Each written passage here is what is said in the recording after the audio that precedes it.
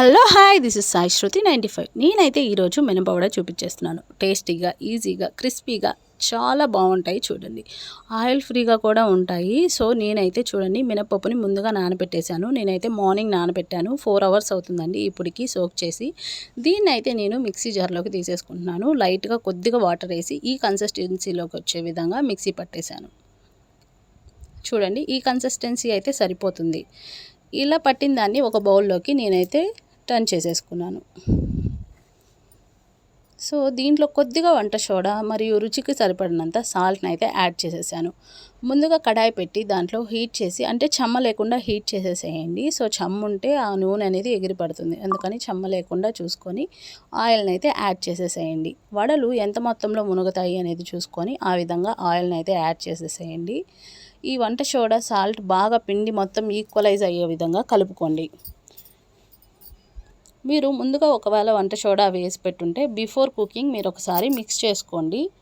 And ఒక దాంట్లో water అయితే పెట్టుకొని చేతిని తడుపుతూ ఈ విధంగా ఒక ముద్దలాగా వేసి వడలాగా తయారు చేసి ఒక చిన్న హోల్ అయితే పెట్టేసి దాన్ని బాండీలోకి షిఫ్ట్ చేసేసేయండి.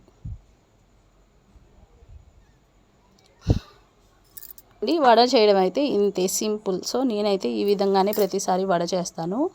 ఇది ఒక టైప్. ఇంకొకసారి కావాలి అంటే క్లాత్ని చెమ్మ చేసి కూడా మనం వేసుకోవచ్చు. ఇంకా ఈజీ అయితే పాలిథిన్ కవర్స్, అంటే మిల్క్ ప్యాకెట్ కవర్స్ కానీ ఆయిల్ కవర్స్ కానీ అలాంటి కవర్లను అయితే కూడా యూస్ చేసి ఈజీగా అయితే వడలను అయితే మనం వేసేయచ్చు. చూడండి, చేత్తో కూడా చాలా ఈజీ. నేను ఎలా వేస్తున్నానో, నేనైతే ఈరోజు చేసిందంతా చేత్తోనే.